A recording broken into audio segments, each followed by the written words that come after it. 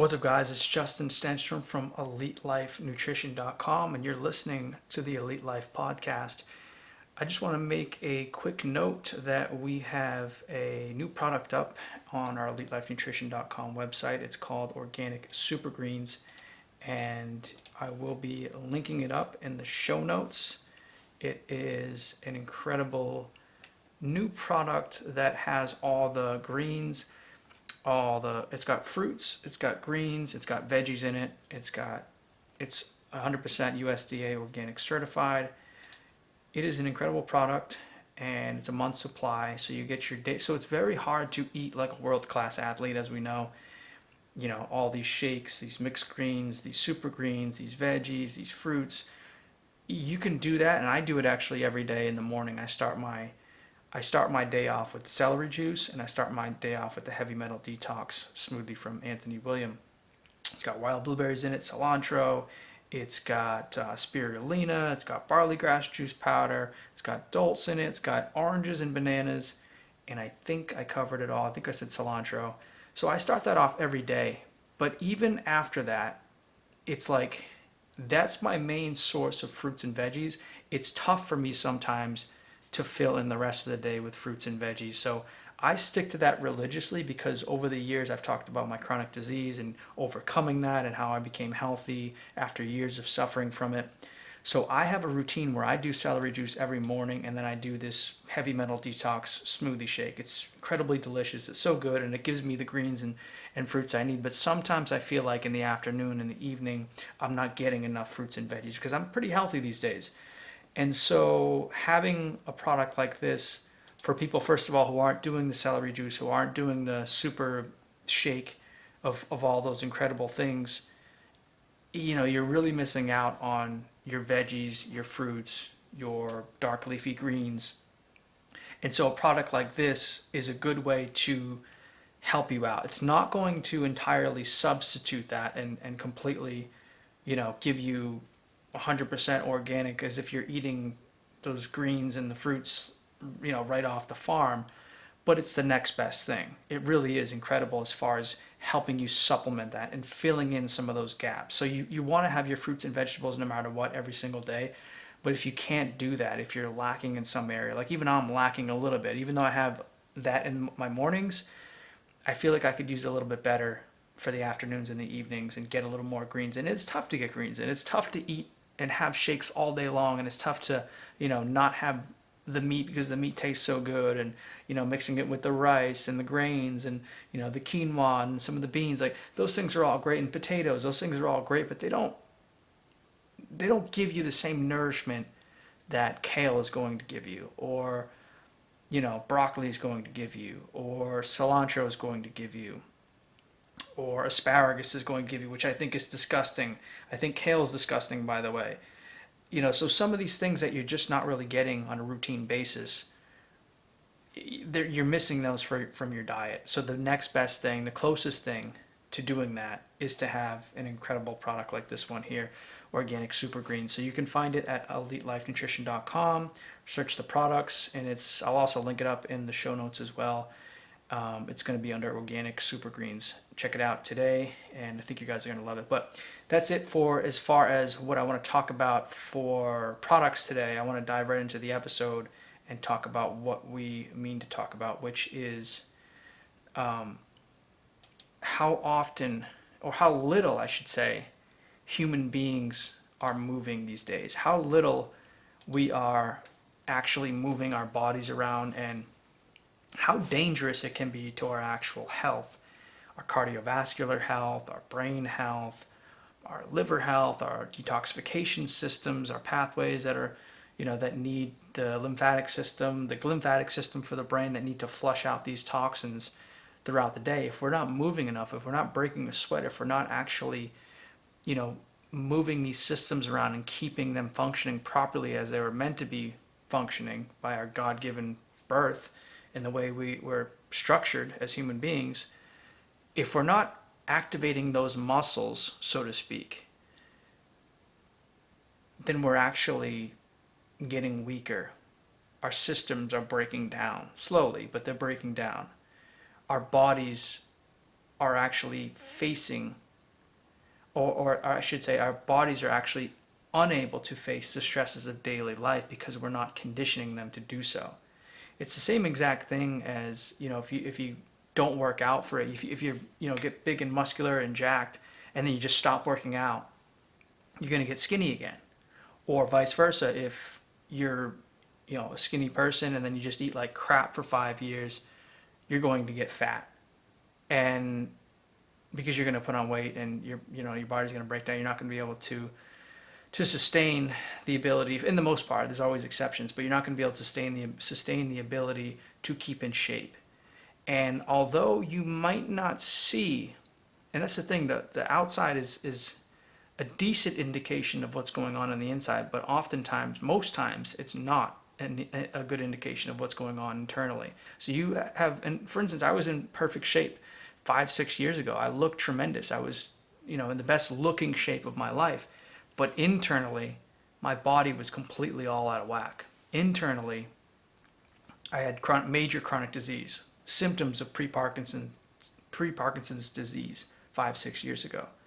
And so, incredible migraines that would last weeks at a time, not sleep paralysis. It's been so long now. RBD, REM behavioral disorder. REM behavioral disorder was the major thing.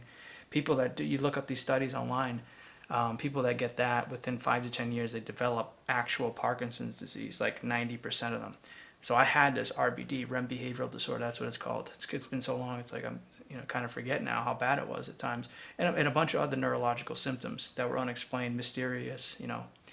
Went to a bunch of neurologists, couldn't figure it out. But anyways, externally, I looked amazing, in perfect tip-top shape, 25, 26 years old, 27 years old, incredible shape. But internally, my body was shutting down. My body was starting to fail.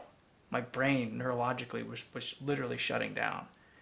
And some of my adrenal glands were extremely fatigued. My liver was overburdened, had too much fat, too much protein, too many toxins. The liver was very much overwhelmed. Even the heart. My heart's always been in decent shape, but the heart is very much related to the liver. So if your liver's suffering, your heart's going to be suffering as well. But my point is although you might not notice some of these things if you're not moving around, if you're very sedentary, if you have an office job, especially after 2020, because most of us now, or not most of us, but a lot of us now work from home. An incredible amount of people now work from home that didn't work from home 3.5 years ago. And so a lot of these people now are sitting inside. They're away from sunlight. And sunlight isn't just about vitamin D. It's a lot more important than that. It's a lot more important than just the vitamin D. Vitamin D is a big part of it. But the sun it's just like the infrared light. We've had different guests on the show, Juve, the guy Scott Nelson, who helped create the Juve light, which is one of the best-selling infrared light therapies devices in the world. I actually have one that I use regularly. But lights like that with different infrared nanometers and frequencies, they do different things, and the sun has its own types of lights like that can heal in certain different ways. So it's not just the vitamin D, which is a big part of it, but it's not just the vitamin D that you're missing out when you're not getting sunlight. But anyways, if you're now sedentary, if you're now working from home, if you're now not getting out as much as you used to, you're also not now moving like you probably were before. If you work in an office building on the 18th floor, if you have to commute on a railroad, subway, if you have to drive your car and then walk a couple of blocks to work and then walk back and then walk up a bunch of stairs, or if you have to, walk around the city, if you have if you're a mailman or a police officer, we have a beat, these people all walk around, they move, they're getting their steps in, they're getting their exercise in. But if you're not one of these people, and you're now one of the people who by the way, is currently me, like I've been doing this thing from home for years. So I actively have to get up and move around and move myself, because I consciously am aware that if I don't do these things, I'm just going to become sedentary and miss out on a lot of these beneficial health things that could, either help me or hurt me in the long run. So I'm consciously aware of this as well. I'm part of this group.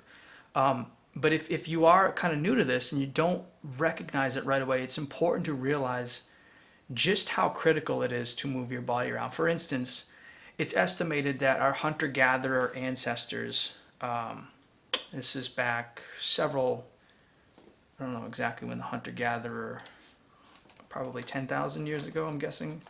At the latest, hunter-gatherer time period. Let's see. 11, yeah, so it was pretty close actually. 11,000 to 12,000 years ago was the hunter-gatherer culture. That's our last ancestors as far back, as far as being early humans that we can trace back and be pretty specific. Like we can go back further than that, but we obviously start to lose more details of how things really were. But 11, 12,000 years ago, they walked about 8 miles every single day. That's a lot of walking. That's a lot of miles. It's a lot of exercise. But it's also kind of shows you how we are. Like things change. There's also um, we have evolution obviously. We have epigenetics obviously, which is a real thing. But we still have the basic essential hardware that we did 12,000 years ago. We still have the basic essential hardware that we did 100,000 years ago.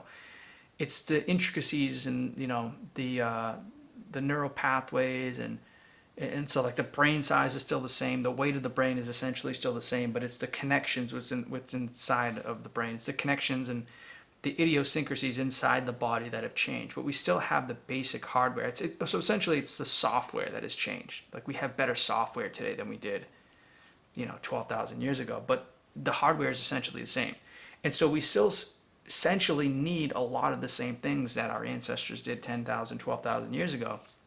And one of those things I firmly believe is that ability or that need, that necessity to move around. Maybe we don't need to walk 8 miles every day, but the average American currently is only walking 1.5 miles, maybe 2 miles, and I think that's an overestimation, but 1.5 to 2 miles a day is the average for each American. It's less than 25% of what we were doing 10,000 years ago, 12,000 years ago. We're just not getting, and then you factor in how bad our diets are, how many processed sugars we're taking in, how much fat we're taking in, how many toxins we're taking in from our food, from our air quality, from our soil, from everywhere we go. I mean, our apartment buildings, there's mold, there's all kinds of toxins that we're facing on a day-to-day basis. You factor that in with all these other factors of things that are going to rob our health, going to take away and break down our systems and our good health. And this is one of those things. And this is one of those things that we can actively control. And it's one of those things that if you do take control of, can actually have a big effect, like a tenfold effect on minimizing some of the other things. As I mentioned, it's going to improve your cardiovascular health. It's going to improve your pulmonary health. It's going to improve your liver function. It's going to improve your brain health. It's going to improve your adrenal glands. All of these things are going to improve your sleep at the end of the day. So if you get these things right, you're basically 10xing your health because it's going to have a ripple effect across all fields it's not just going to be, your ability to run up a mile faster or your ability your ability to lose a little more weight and look a little better. It's all of these things internally. It's all of these organs that improve internally. So it's really important to consciously think about how active you're going to be. And again, you don't need the 8 miles in my estimation. But I would say you need a couple of miles. Or if you're not going to do a couple of miles of walking, you need to do a similar amount of time of exercising daily. So I would recommend personally, a lot of guys listen to the podcast. I would recommend personally going to the gym 4 or 5 times a day. And the other 2 days, if you're not going to actually lift weights or go to the gym and work out, you need to be walking a few miles, or better yet, running a few miles and breaking a good sweat every single day. Or if you're not going to do that, if you don't want to run, do cardio, at the very least, you need to be having an active job like a mail carrier or a police officer who has a beat and who's walking 2-3 miles. If you don't want to actually think of it as doing cardio on those days, you need to have a physical job where you're moving around and actively breaking a sweat for a few hours. And that's really the recipe for success here, and the recipe for staying in shape both physically, but more importantly, internally. Because again, the outer can look great, but the internal can suffer. And nobody would ever know, and sometimes you won't even know. But that's it for today, guys. I hope you enjoyed this episode. Make sure you stay tuned for more episodes. We'll be back on Monday for another Elite Life Nutrition or Elite Life podcast, and go to elitelifenutrition.com for all the greatest supplements and products in the world.